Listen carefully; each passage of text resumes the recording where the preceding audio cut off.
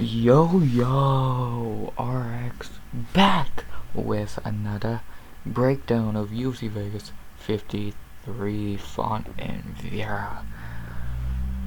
I'm going off a fucking terrible week of predicting last week, which I'll break down or recap in a second. But yeah, man, we're back already. Next week we got 274, which you might fuck. This card's stacked, but we got this pretty mid fight night.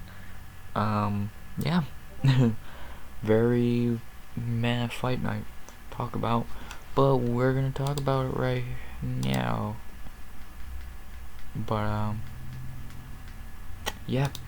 Uh, Before I get into the recap and breakdown, like, comment, sub, all that shit. 100 subs go by the end of the year, and as always, let's get into this. You know I don't like long fucking intros.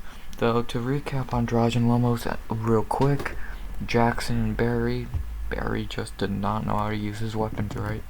Lindsay and Pragnell has no gas tank. Parsons and Elder. That Elder kid has heart. Just on short notice, he really did not have a chance. Mongolian Murderer and Cameron Aussie. Mongolian Murderer murdered him, pun intended.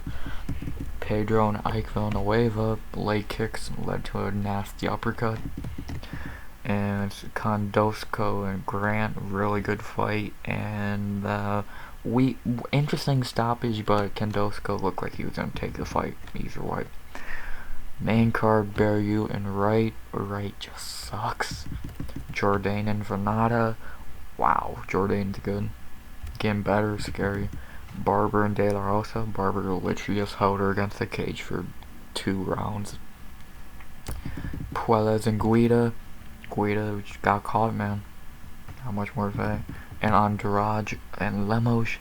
Andrade is fucking strong. That was impressive as fuck.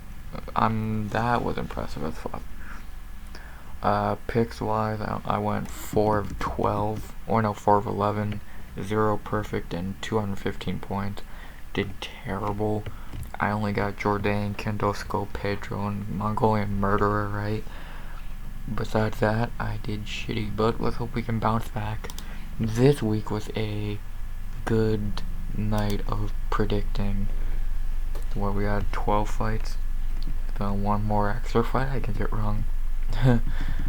But yeah, let's get into what you're here for, a breakdown of UFC Vegas 53, which I think is the 100th fight night on ESPN, so nice. And we start off the card with a very interesting fight, very interesting prospect, Tatsuro Taira versus Carlos the Cannon Candelaro. I said that one name wrong, the other one maybe right. So let's talk about Tatsuro first. This kid, I've heard a lot of hype about him. I remember when the fight got booked, I heard a lot of hype about him. 10-0, not even coming from Contender Series, just outright signed. This kid has a lot of hype behind him. Flyweight's getting another really good prospect from what I've heard. Looks like, looking at his wins and shit, it looks like he's a ground fighter, which is very interesting. Sleep. Yeah, I don't know. I've never watched this guy fight. I don't watch tape because I don't care to do that shit. But yeah, I heard he's very good. Very good. Not much more to say there, but he's very good. And now to talk about his opponent, Carlos the Cannon. I do remember him from Contender Series because he was, I think, week 1 no less, and he got that contract for that very good fight he had with Victor Alamariano, where he had a very good fight with him, where a lot of people think Carlos won, and that's why he got a contract. But even then, he didn't even look that great. So,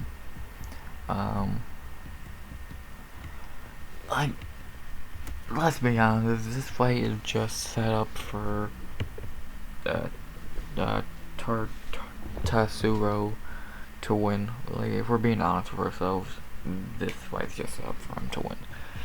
A guy who looked very mid on Contender Series and should give him a decent challenge, but not much of a challenge at the same time. So, betting odds do have Tatsuro coming in minus 280 to plus 225. Yeah, I would probably agree. Like, it's hard not to. Kid looked, from what I've heard, he's looked fucking dominant in every facet of the game. And I think he's gonna look pretty good. I think he's gonna be very, very, very, very good. He's 5'7", fighting a flat. Yeah. And obviously, I'm going Tatsuro. Like, I'm not an idiot. I don't think anyone's going fucking Carlos. 11% on Tapology. That 11% fucking stupid. But, yeah, I'm going Tatsuro Taria by probably submission in the second. I think he'll from what I've heard, he'll probably chew up Carlos's legs, get to the ground, and lock in a submission. So, yeah. Tatsuro submission round 2. Very confident. I would say about 85%. Oh my god, this fight's fucking terrible. After that, we got Gina Danger Mazzani versus Shanna the Shanimal Young. Loser gets cut, winner somehow keeps their job. Well, let's talk about Gina Mazzani first. She's very win-loss. Like, in the UFC, she is 3-5. But her 5 losses are not bad. Sarah McMahon, Alina Landsberg, Macy Chazon, Avulera, and Cachoeira. And her wins, Yanan Wu, Valerie... Oh no, that was not even in the UFC, so she's 2-5 in the UFC. So she's beat Yanan Wu and Rachel Ostovich. Wow. 7-5 record. Gina's not great.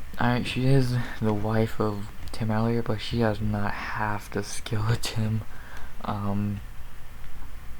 She shows she'll give a fight sometimes. It's very weird to describe her, because it's not like she's bad. She's just not good. You know what I mean? So it's like, I remember against Cachoeira, she was minus 240 for some reason. Oh fuck. Yeah, no hate to Gina, just she's not great. She's just not great. But God, to talk about her opponent Shanna Young, I'll say Shanna's not good. She's not. She is 0-2 in the UFC, but losing to Macy Chazon and Stephanie Egger. Like, not terrible losses, but I think you could lose to better. She just doesn't seem UFC level. Like, from the small sample size we've seen of her, she really just does not seem UFC level at all. I don't know, like, this fight is so weird, because why would you even book this? You're booking, like, obviously the loser of this is getting cut, like, no questions asked. But the winner should probably get cut too, because they ain't that good. So, I don't know. It's a very interesting fight. The betting odds do have Gina Mazzani coming in minus 155 to plus 130. Yeah. I think I'd probably have Gina around minus 190, honestly. Thinking about it. I'd probably have Gina around minus 190 plus 175, 70, whatever. I think Gina should win this pretty soundly. She should not really have too much of a problem winning this fight. I'd be kind of shocked if Shanna won. Well, no, I would be if that happened. I'd be kind of shocked if Shanna looked decent. Um, yeah, yeah, I think Gina should pretty soundly take probably like a 29-28 decision here. So I'm going Gina Mazzani by decision, about 65% confident. After that, questionable fight here. Mike Money Breeden versus Natan Levy. Let's talk about little Mike. Mike in his last fight did step in on short notice versus Alexander Hernandez, and shockingly, not really, he got completely murdered in 90 seconds almost. No, can't get mad at stepping in against Alex. What did you really think was gonna happen? On like a week notice, barely. So yeah, I card with that on. I remember I broke that shit down. Santos and Walker, yeah, I remember that shit. Yeah, well, like what do you really expect to happen for the poor kid? But now he's back on a full camp, and I don't know much about him, but I think he might look better this time. I'll say that. I think he might look better this time. And now to talk about his opponent, Natan Levy. And obviously I don't have much to talk about Breeden because I've only seen him fight once and got his head caved in. But talk about Natan Levy in his UFC debut a couple months ago against Rafa Garcia. He looked terrible. He looked like a joke. He was getting out wrestled, out strike. He was just looking terrible.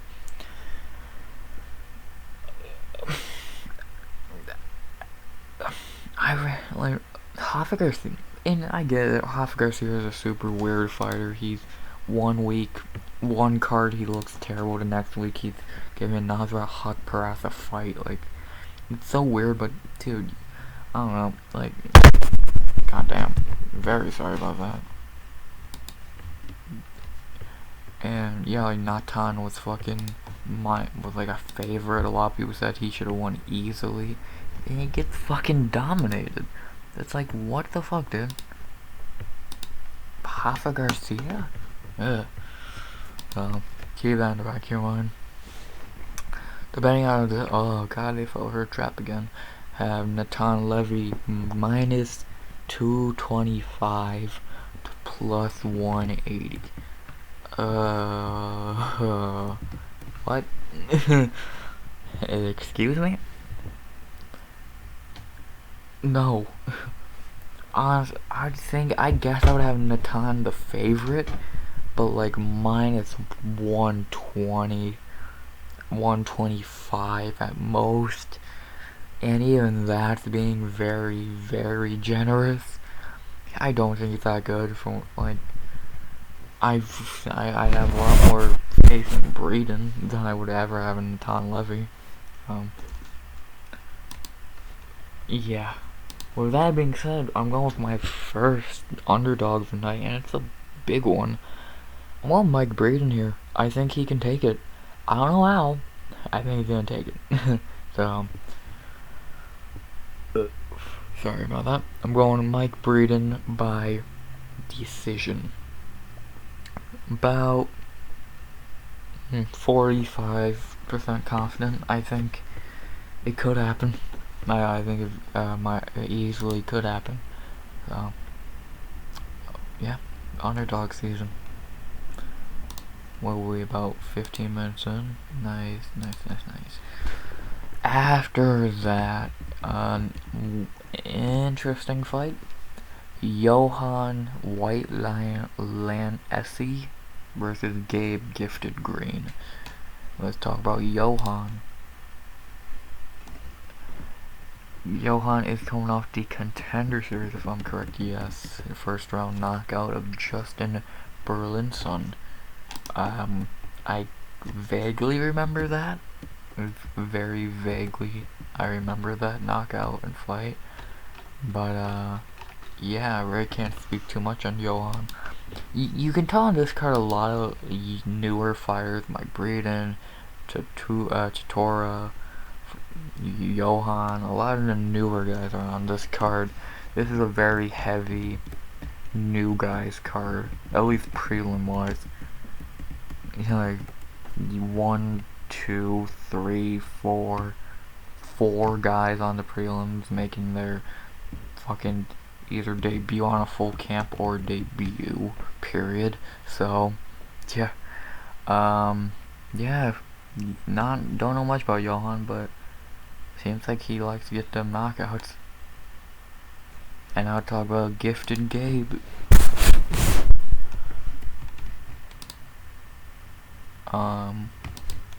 He is, I think, 1-1 in the UFC, if I'm correct. Yep. His first fight was a loss to Daniel Rodriguez. Can't get mad at that in the slightest. And then he beat Philip Rowe, man, more than a year ago. So he's been off a minute now. He's been off since February of last year. If I remember correctly, he's a whatever fighter. He's not great, but he's passable. Yeah, not very much more to say in that sense. The betting odds are pretty much near even. Gabe Green squeezing in as the favorite by a hair, -115 to -105. So he's a tiny favorite, if anything. I can't really understand how, but whatever. Depending, I wouldn't be shocked if by fight night he's like -120, 130, which I'm not gonna complain, because I think I'm gonna go with another underdog here, and Johan Lancey. Our 8-0 record looks a lot better than 10-3, and I just really don't think Gabe Green is personally that fucking good. So yeah, I'm gonna go Johan by decision. Yeah, Johan by decision. About we'll say 50% confident. It could really go either way, I think so. Yeah. Second to last prelim, some Brazilians. I'm kind of interested to see how this kid does in his second fight, not against a great flyweight. Daniel Miojo de Silva versus Francisco Sniper Figueiredo. I'm very interested to see how this De Silva kid does, because I remember in his fight against Molina, he kind of impressed me. He looked decent. He has a cocky personality. I like it. I like it. I think I'm interested to see how he does it. And obviously, like I just said, in his first and only UFC fight as of right now, he did fight Jeff Molina, which is not an easy debut for anybody. Jeff Molina won the arguably future best flyweights in the world right now, so yeah, he's pretty good. Like I said, in that first fight, De Silva looked pretty confident, even at the weigh-ins and shit. He looked confident in himself, like shit like that, which I like. He looked kind of reminded me like a Diaz brother, very confident in himself, which respect. Do that shit. It's funny.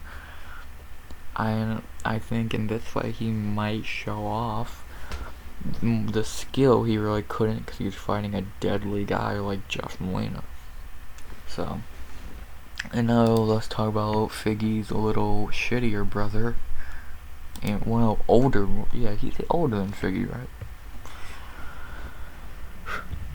I don't really know. I think he is older than Figgy, or they're like the same age or some shit. Yeah, we've not seen Francisco in a minute, since about end of summer last year. He lost to Malcolm Gordon when he was like a huge favorite. He had 300. Yeah, he is 1-1 in the UFC. Beat Jerome Rivera, not a good win. lost to Malcolm Gordon, not a good loss. And he's had 3 fights canceled. He probably would have lost all 3 of those, looking at him right now.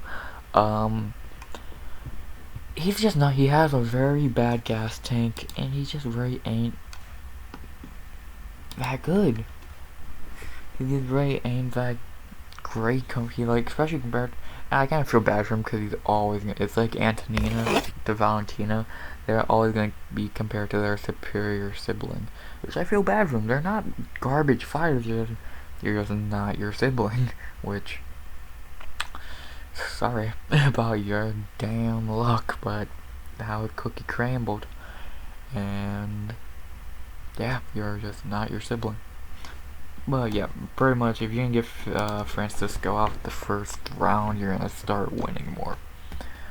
So yeah, the betting odds are same as the last fight, near even. I actually would have D Silva around like minus 150, 160. I think he should probably win this fight, to be honest with you. Like, I really find it difficult for him not to. Yeah, I'm trying to think, do I think he's gonna win a decision, or do I see a finish?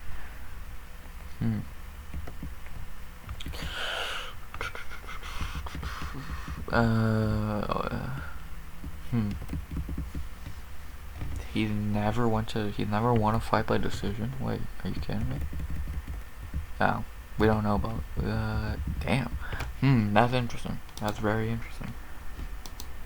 I'm not 100% sure on how I think De Silva's gonna win, but I do think De Silva's gonna win, so keep that in the back of your mind. But yeah, I'm about like 80% confident. Just check my Tapology down below on Saturday, on Saturday, and you'll see what I think he's gonna win by, because right now, I really don't know. But yeah, I'm going De Silva. After that, the featured prelim, not gonna talk about this one much because I broke it down last week and it just did not happen. And I'm just gonna do a short, abbreviated version of what I said last week. Props to Sherman for stepping in. You're gonna fucking lose. I'm going Alexander Romanov by, I think I said submission in the first last week. Let's see.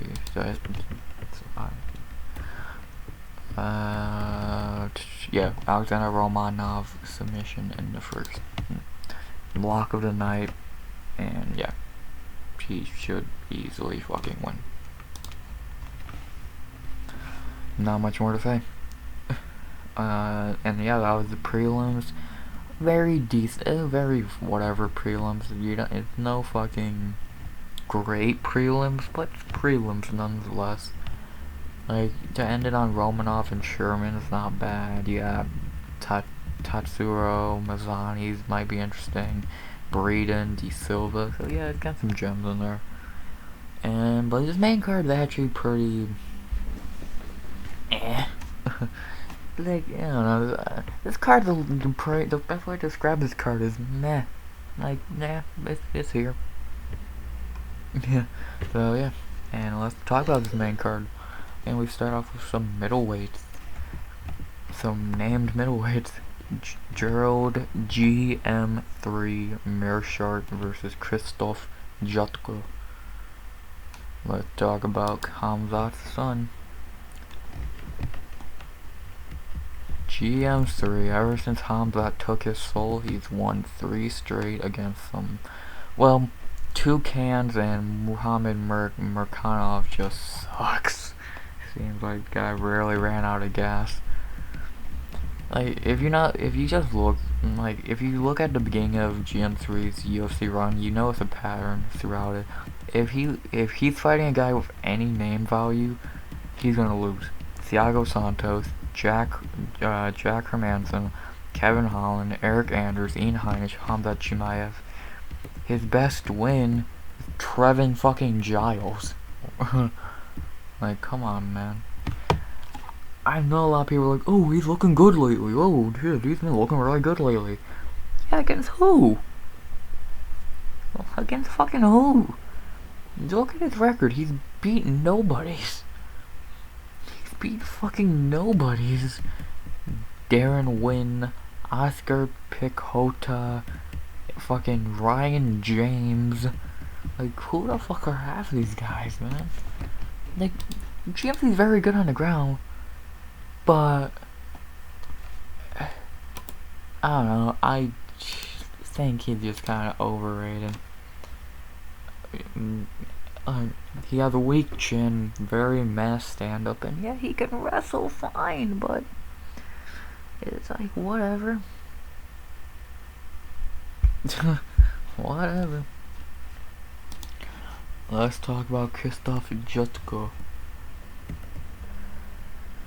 Jotko, in his last fight, had a pretty weak performance against a guy he should really beat easily in Misha Sekundov. Before that, he did lose to Sean Strickland. We really can't get mad at that. All his UFC losses are a lot, kinda, in a way, a lot like GM3's, where he only loses to guys with name besides his first UFC loss. Branch, Hall, Tavares, and Strickland. But he beat Eric Anders, who beat fucking GM3, Serkinov, and Bariut. Like, he has a couple names under his belt. No amazing names, but yeah, he got a couple names under his belt. Yeah, Jotko ain't great. I'll definitely start by saying that Jotko is not a great fighter, but he's a passable fighter. Like, he's not garbage. He's there. Like, he'll win. Like look at it this way. He'll beat a Misha Serkinov, a Marc-Andre Bariut, a fucking guy like that, but he's not gonna beat Brad Tavares, Uriah Hall, Sean Strickland. Just not gonna ever happen. So, like, and Jotko's good. He's decent on the feet, on the ground. He's not great, but yeah, he's passable. He's fine. He's fine at the end of the day. He's a fine fighter. So is GM3 though. Just people act like he's good. Yeah. Betting odds do have Krzysztof Jotko minus 170 plus 145. Yes. With that being said, I am going to take Krzysztof Jotko in this matchup. I think he'll be able to stop the takedowns and pretty much just win. If you can stop GM3's takedowns, you're probably gonna win. So, yeah, I'm going Krzysztof Jotko by decision. Not much more to say there. After that, we got a legend. We got some legend action. Darren the Damage Elkins versus Tristan Boondocks Connolly. Interesting fight. You never go wrong with some Darren Elkins in your life. And Connolly's meh. But let's talk about the Damage, the legend. We all know Darren Elkins. We all love Darren Elkins because he's Darren fucking Elkins. If he wins, he's gonna win in a good way. If he loses, he's gonna lose in a good way. He's just fun. He went on that nice 5-fight winning streak in the couple years ago, Alexander, and then he went on a bad losing streak. But he finally cracked that. And now, English. He looked fucking terrible against Cub Swanson in his last fight. He just got dominated from fucking door, from cage side to cage side. He just looked terrible. Yeah, he did not look great. I hope that fight was not the start of a Darren Elkins decline, because if so, shit. Shit. That sucks, because we all love Darren Elkins. Like, who doesn't love Darren Elkins? He's the Damage for a reason. He's the fucking Damage, man. He's the Damage. he goes out there to fight. He'll probably bleed, and it's gonna be fun. So yeah, not much more. What else can you say about Darren Elkins that's not already been said over his career? Now let's talk about Tristan Connolly. He is 1-1 in the UFC. He beat Michel Pereira because Michel Pereira gassed himself out like a dumbass. And then he got beat by Pat Sabatini. Can't get mad at losing to Pat Sabatini. It's Pat Sabatini. Pat Sabatini's a fucking beast. Conley's game plan is to wrestle you. Like, pretty obviously. Like, it works. It'll work against Michel Pereira after he dances his way into losing the fight. But, yeah, I don't think he's much to fucking be like, oh my god at. I think Conley's whatever. Like, sorry about that.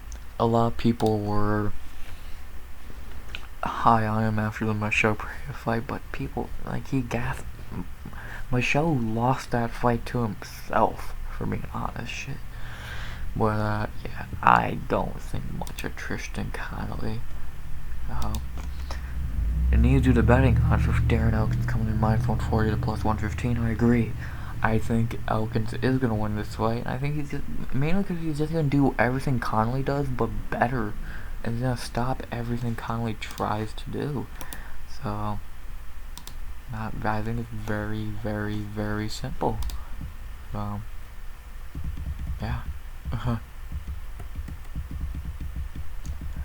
Not much more I can say. The damage, man. The damage. Oh yeah, Darren Elkins by decision. I don't know why I completely forgot to say how I got him winning, but yeah, I do got him winning. Now we move on to the next fight on the card. It's easily the worst main card fight because it's pretty simple. I'm not gonna waste much time on this fight. Don't really want to. Jared Flash Gordon versus Grant KGD Dawson. Let's talk about Flash. Feels like it's been a minute since we've seen Jared Gordon in the octagon. Yeah, end of last year. He's been very up and down his UFC career. He is 3, 4, 5, 6-3. His only losses are to Diego Ferreira, Joaquin Silva, and Charles Oliveira. And he does not do good against the Brazilians. His best win is his last one against Joe Selecki, where he scraped by. Beat Danny Chavez. I remember that fight.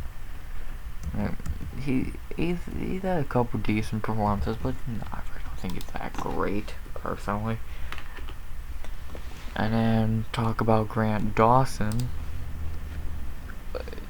Kid, he's good. He scraped by against fucking Leonardo Santos. He's lucky he got that finish. And yeah, he's pretty much undefeated in the UFC. If he did not gas out against Ricky Glenn, he would have won that fight easily. Yeah. Pretty much this fight comes down to who's the better grappler and who's gonna gas first. I think the answer to both of those questions are Grant Dawson.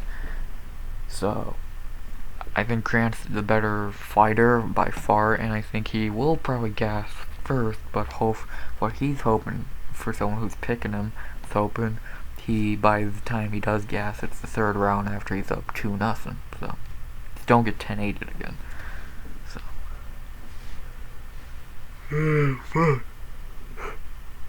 Yeah. The betting odds do have Grant Dawson at -145 to +125. Sure. I'm not gonna be mad at that. I understand it, and I agree with him more than anything, 'cause I'm going Grant Dawson by decision. I think he should soundly win this fight. final 3 fights on this card. What are we in, about 35 minutes? Love it. Might be a shorter breakdown. Might hit like 40 minutes maybe. We'll see what happens. But next fight on the card, a very good fight.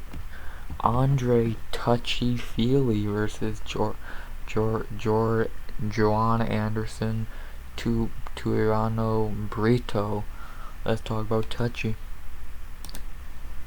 We're not seeing Touchy Feely in a minute since what, Halloween 2 years ago? Oh no, yeah, never mind. He fought Daniel Pineda. I totally forgot about that fight. Yeah, he was fucking up Daniel Pereira until the eye poke. But before that, dude, he fought 3 great. Yusuf, Jordan, Mitchell. He fought back to back to back. Good lord. Feely's a very fun fighter. He will go out there and not give a flying fuck and have fun. He's been to UFC for years now. His debut was UFC 166 in 2013. Dude, his second UFC fight was against Max Holloway. Good fucking god. And he's fought all his losses pretty much are murderers row. Max Holloway, Yair Rodriguez, Calvin Kattar, Michael Johnson, Sadiq Youssef, Bryce Mitchell. Dude, this guy's fighting a murderer's row of guys. And then his wins, Charles Jourdain, Dennis Bermudez, Artem Lobov, Miles Jury, Gabriel Benitez. Fucking, this man doesn't give a fuck. He fights a murderer's row and he beats a murderer's row of guys. Fucking hell. He's a fun fighter. He goes out there looking for the finish. He goes out there to have fun. He goes out there to win. And yeah, it's very 50-50 if he does that last one. But who doesn't love touchy-feely? Now talk about his opponent, Joan Brito. In his UFC debut, he looked terrible against Bill Algeo. Like, he looked completely terrible.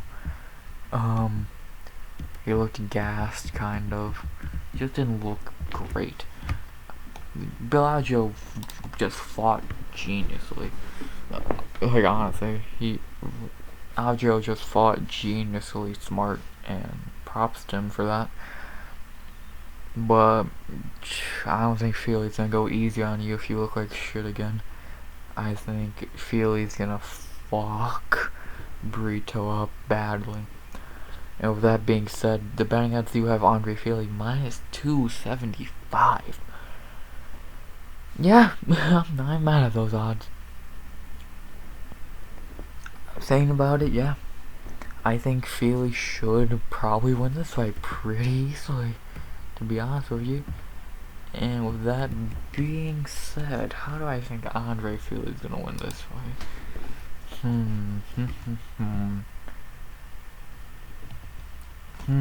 Nice, man. It's either gonna be a dominating decision or a finish, I feel. And he's not gonna finish in a fucking while. He looked so good. Fuck it, I'm saying he's gonna finish Jonathan Brito in round number 2. Andre Feely knockout round 2. Book it. Book it.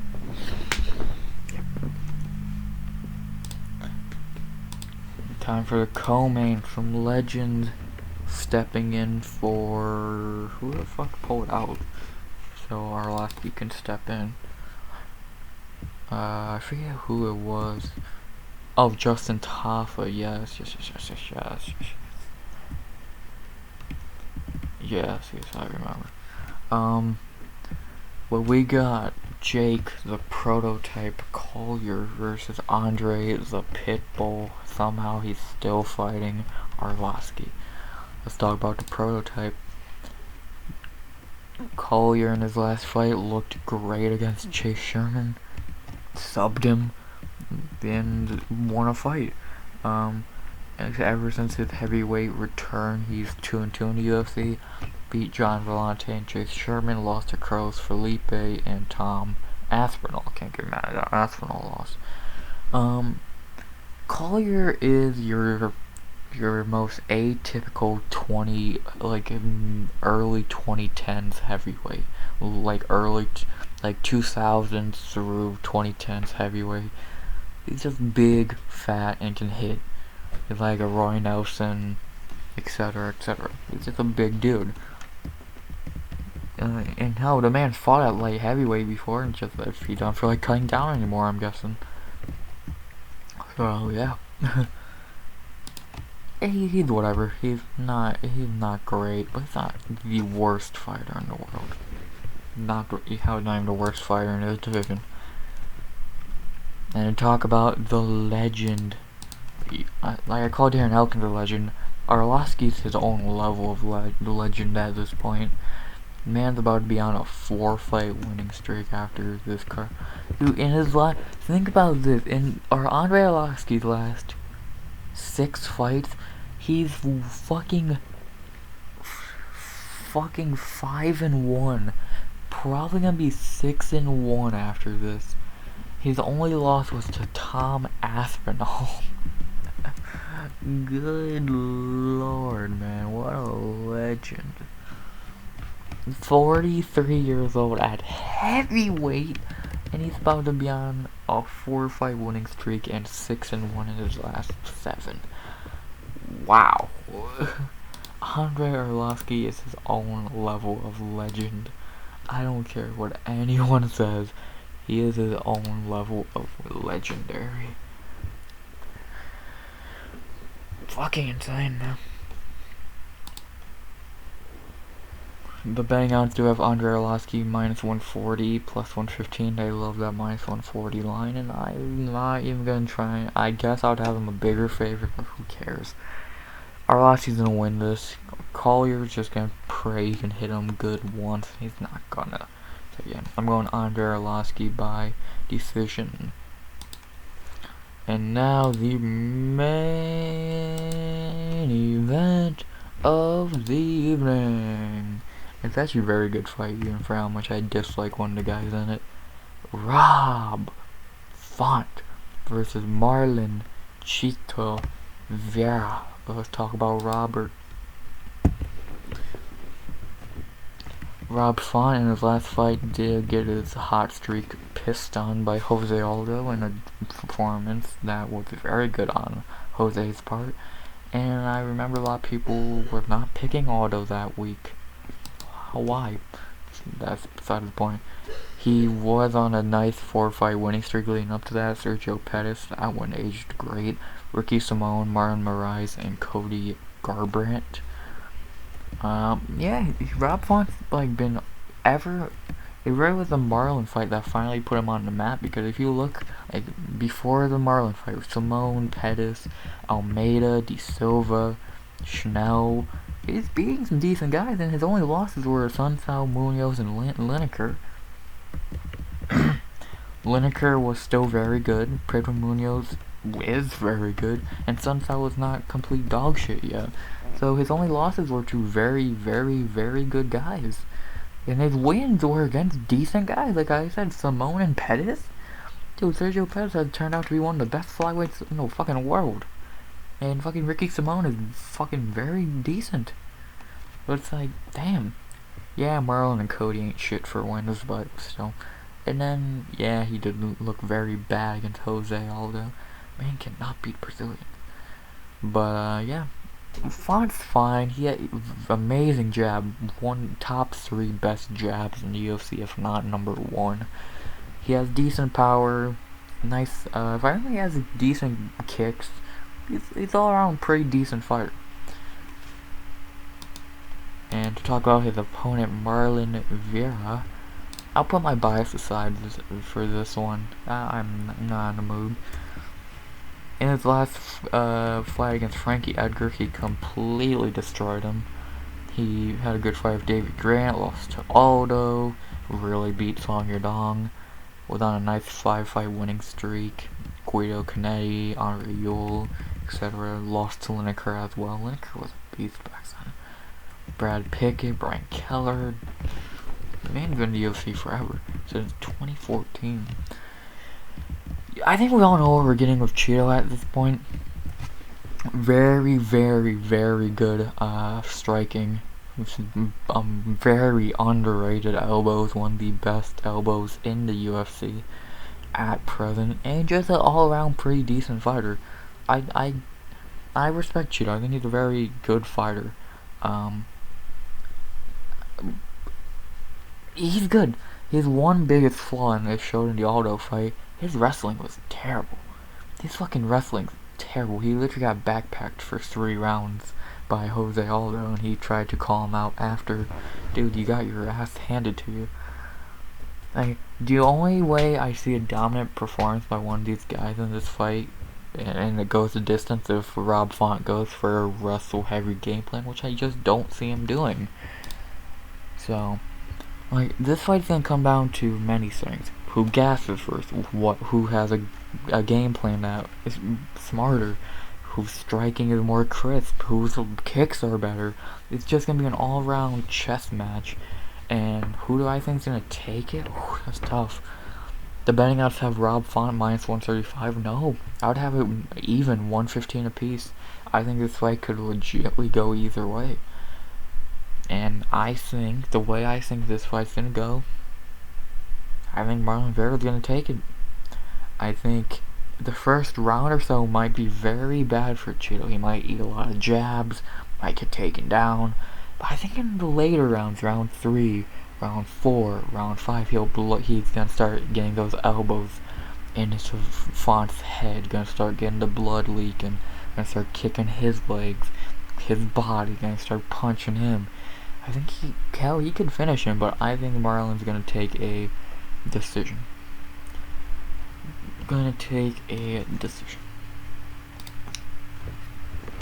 Font could finish him though, or Font could take the first 3 rounds also. So anything could happen in this fight, and that's what makes it such a great main event. So yeah. Let me go over my picks one more time. Tatsuo Taira submission round 2. Gina Mazzani decision. Mike Breeden decision. Johan Lancey decision. I'm saying that's still wrong. Daniel De Silva, not sure how yet. Alexander Romanov submission in round number 1. Krzysztof Jotko decision. Darren Elkins decision. Grant Dawson decision. Andre Fili knockout round 2. Andrei Arlovsky decision, and Marlon Vera decision. Obviously Romanov in my lock of the night. Who's in lock of the night is he not? And yeah, those are my picks. I just noticed the prelims, I'm picking the red corner in every fight. Didn't even do that on purpose. But yeah, that's a card. It's a very good card. For what it is, it's fine. It's one more good stop going into UFC 274 next week. So yeah, like I just said, next week we'll be breaking down UFC 274. I'll do a quick recap of this card before that breakdown in that same video next week. So yeah, if you want to see what I have to say on UFC 274, hit subscribe, turn on noties, 100 subs go by the end of the year, like, comment, all that beautiful shit. And yeah, not much more to say, guys. Tell me your picks down below, and even your bets if you want. I don't bet, but I like to hear other people talk about betting, so yeah. But I'm rambling at this point, and I don't want to waste any more of your time. So, as always, RX out.